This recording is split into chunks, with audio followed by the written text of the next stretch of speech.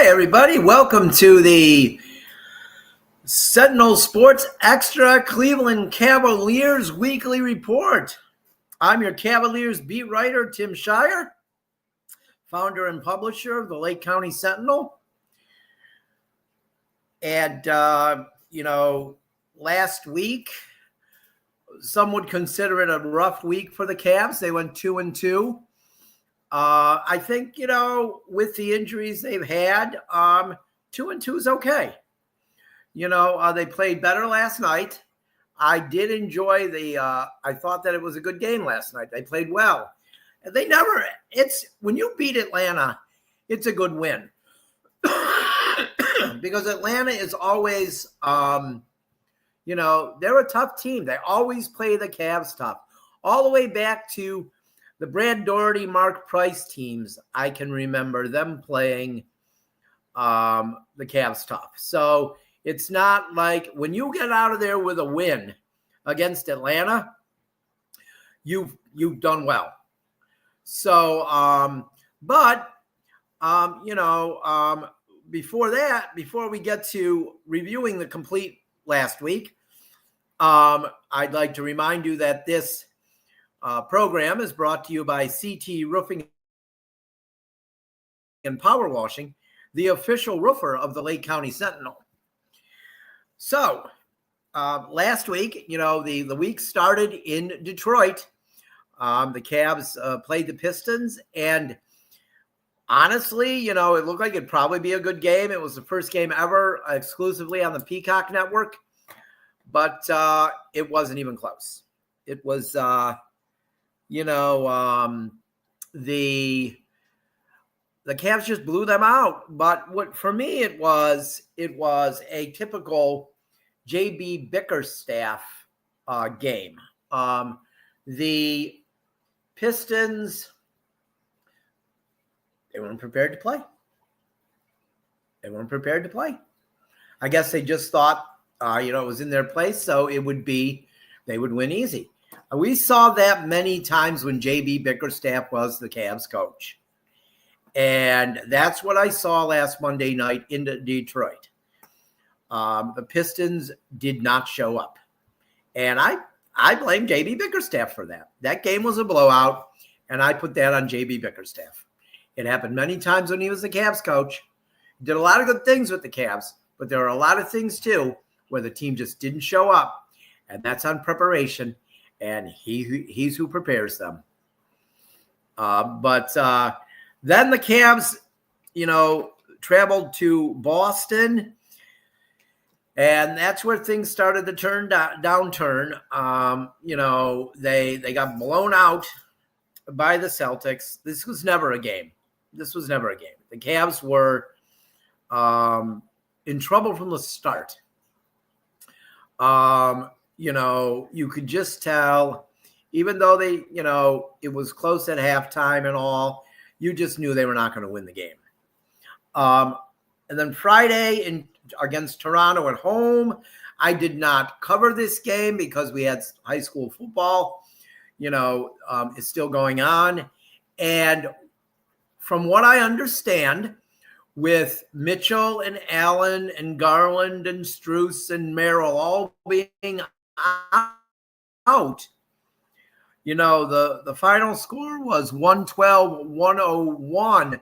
But from what I understand from everyone I talked to, they played a pretty good game considering they had, 5 guys out.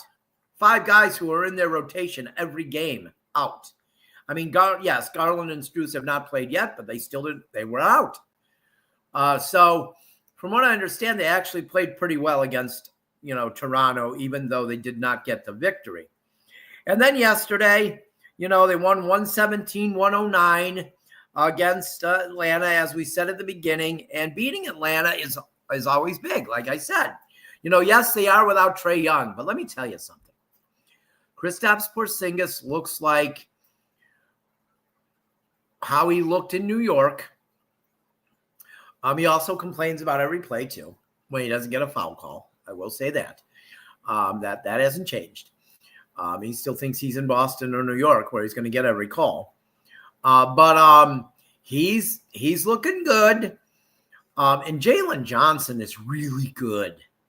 That kid is really good. Boston has Atlanta has a lot of pieces in place. They have a lot of pieces in place. So it was a good win for the Cavs last night. Donovan Mitchell had 37 points. He had 13 at halftime. He scored 24 in the second half. He scored 11 in the first quarter. Only scored 2 in the second quarter. And I'm pretty sure he scored, I can't be 100% sure, but I'm pretty sure he scored 11 in the third and then 13 in the fourth. So, but they got hot from 3-point range, the Cavs, and they were not, hot. Neither team was hot really in the first half. So that really helped. The defense, I don't know. The defense still isn't there for me, and they're getting out-rebounded every game. Cavs are getting out-rebounded every game. I believe they played 7 games now, and I believe they've been out-rebounded in 5. And that is not good because last year, rebounding and their defense is what got them where they were in the regular season. So it's kind of concerning that the rebounding isn't there because – Jared Allen didn't play last night, but he played like the first 3 or 4 games. He played, he played the first 5, I believe. So what's going on? Why is the rebounding so bad? Evan Mobley, I don't know, he doesn't look as aggressive either. Kind of disappointing to see. I'm not going to go as far as the idiots who say they're soft because they're not soft. They would take any of those people apart piece by piece if they played them one-on-one. I would love to see Jared Allen and Evan Mobley play their soft people in a one-on-one game. I'd love it. And I'd love to see those people laying on their ass every time Allen and Mobley had the ball. They would probably shut their mouths then. I'm sick of the narrative. I'm sick of it. But they do have to do something about the rebounding because they're getting out rebounded, especially on the offensive end, every single game. And something's got to change. Especially when you get to the playoffs, if that happens, you're losing every game. You're not winning. You're just not winning. So, but last week is over, right? Last week is over. I do want a shout out to the group of kids who were in the suite under Section 123 last night, who stayed long after the game and were chanting the players' names as they came out of the locker room after they changed after the game, chanting their names, attempting to get their attention. It was probably a group of maybe 10 kids. They were loud. And I think it was awesome that they were loud. One of my fellow writers who writes for the AP, he heard it too, but he was able to work. I was able to work and finish what I was doing. There were some people who I won't mention their names, who could not work through the noise of the kids. And one of them yelled for the kids to shut up.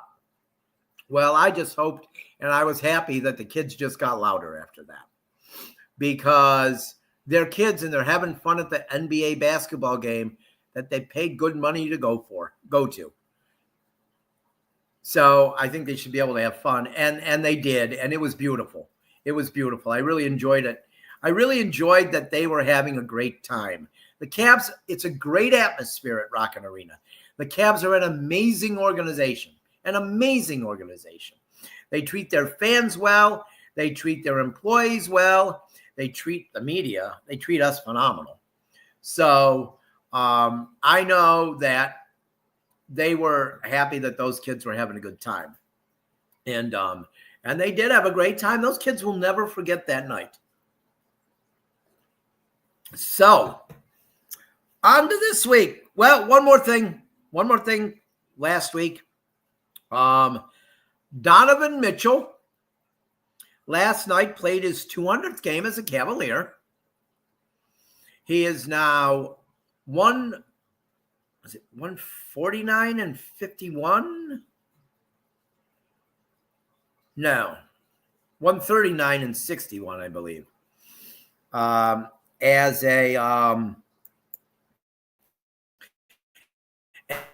a Cavalier, which is a 700 winning percentage, I believe. Let me do the math here real quick. 139 into 200. We're going to check this out. Yes, 139 and 61 as a Cavalier, the highest winning percentage of any player who's played 200 games for the Cavaliers franchise. About 40 points higher than LeBron James.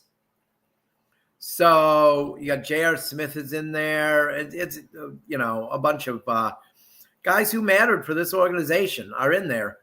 And but congratulations to him. And on to the next, right? But so the next game will be Wednesday night, and that will be again at Rocket Arena.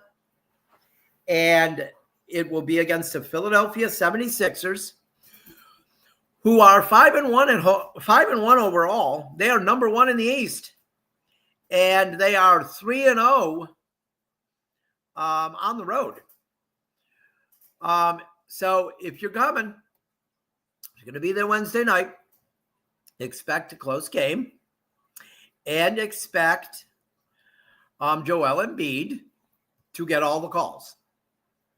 Right? Because that's how it goes. Joel Embiid will get all the calls. And I don't know if, if it's the way it's been in the past, he'll get all the calls. A horrific call a few years ago when they overturned a sixth foul on him and said it was not a foul on him. They turned it the other way. Completely turned the game, and the Cavs lost the game. So just expect that. If you're coming Wednesday night, expect that Joel Embiid will get all the calls because he always does. So that's 7 o'clock Wednesday night at Rocket Arena. And then the team travels on Friday to Washington. They will face the Wizards. The Wizards are 1-5. They're in the rebuilding phase. This is the 50th year of their rebuilding. Since the Cavs beat them in the Miracle of Richfield. Year 50 of the rebuilding. They're 1-5. They're 1-2 on the road. They are the 14th seed in the Eastern Conference. So let's hope the Cavs can go to Washington and win that game. And I believe that's an NBA Cup game.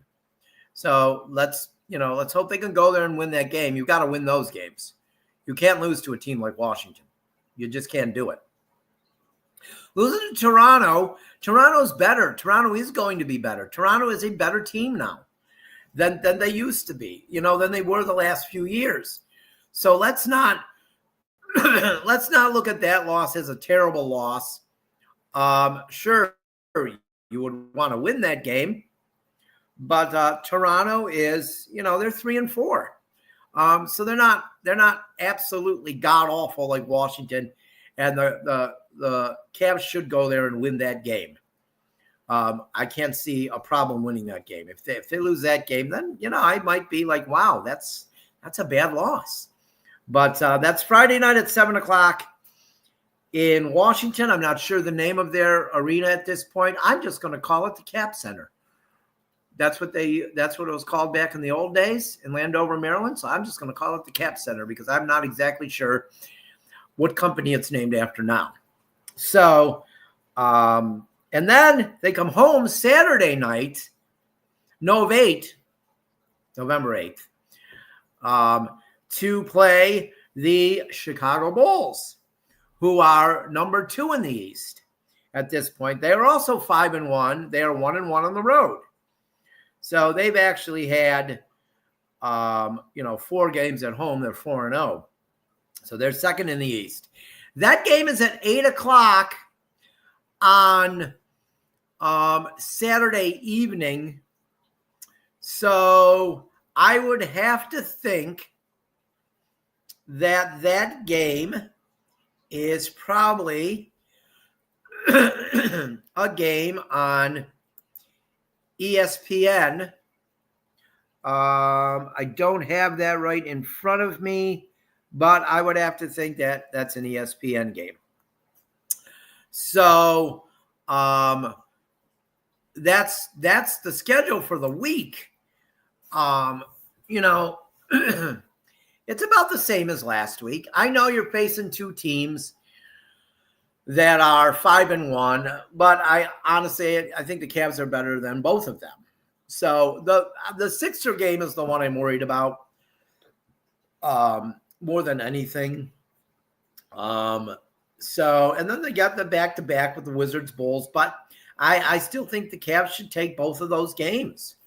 But I guess we'll do like I did. I think I said they'd go 2-2 last week on last week's show. I'm pretty sure I did. So, but I'm going to see if I can get it right this week, because I failed miserably the entire baseball season predicting the Guardians weeks. But I'm going to predict this week they'll go 3-0. I hope I'm not jinxing them. But I feel like the Cavs will go 3-0 this week. 2 of the games will be close and 1 will be a blowout. You choose which ones you think will be close and which ones will be a blowout. But that's what I think. I think they'll go 3-0 this week. I think by the time we talk next Monday, your Cavaliers will be 7-3. So that's pretty much it for this week. I thought that it was, a predictable week with the injuries last week. And I wouldn't be surprised if Mitchell does sit out the Washington game on Friday, considering they're playing back-to-back. So that wouldn't be a surprise. But I still think they can beat the Wizards even without Donovan Mitchell. So I think our bench is probably – the Cavs bench is probably better than the Wizards starters. Let's be honest. And Jalen Tyson is strong this year. I thought it at Media Day that he would be, the way he talked, the way Kenny Atkinson talked about him in preseason. He's really been, not a surprise, he's been what he can be this year. And it's really been fun to watch early on. I mean, I'm sure his minutes will get cut some when Darius Garland comes back, but I love the fact that he's really taken it on himself to improve. And he's taken advantage of this early season playing time that he's getting.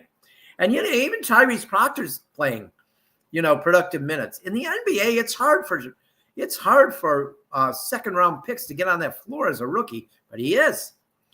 And I have to say, last night it was a good moment. Tyson got called for a foul that it surely didn't look like he fouled the guy. And I can't remember who it was he fouled. It might have been Luke Kennard. But he was visibly mad about it. And Kenny Atkinson called Donovan Mitchell over and said something to him real quick. I believe he said, I need you to go talk to him, calm him down. And he did, and he went over to him and he talked to him like a leader talks to one of the younger guys. And what happens next time down the floor? Jalen Tyson hits a 3. And then he hit another 3 later. So the team is a team, people. It's a good team. They work well together. Atkinson's the right coach at the right time. Yeah, things didn't go well last year in the playoffs like we thought they would.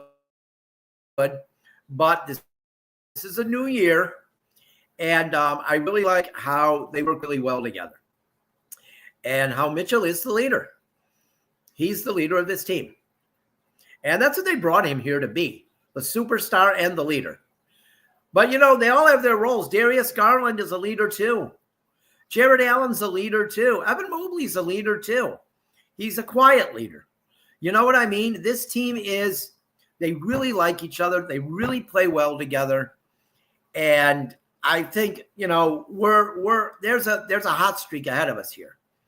I'm not saying they're going to win 15 in a row, but there's a hot streak coming, I think. And I just like what I see from this team. And I didn't hear any panic from Atkinson after the tough week last week. And that's why I think that they're right where they need to be. Remember, we're not so worried about November. We should be worried about late April and into May.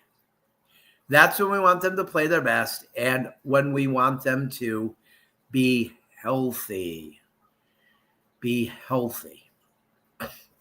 So I think that's about it for today. I hope everybody has a good week. We'll be back here next week on our Cavs Weekly Report. I'll be with you tomorrow night at 8:30 when we do our fantasy football report. And we, go over the mistakes we made this last week and moves maybe we should make for this coming week. And then we'll be back on Thursday night for our NFL prediction show. And then I'll be back Friday afternoon with my Beyond the Gates weekly recap. So I hope everybody has a great week, and we will see you later.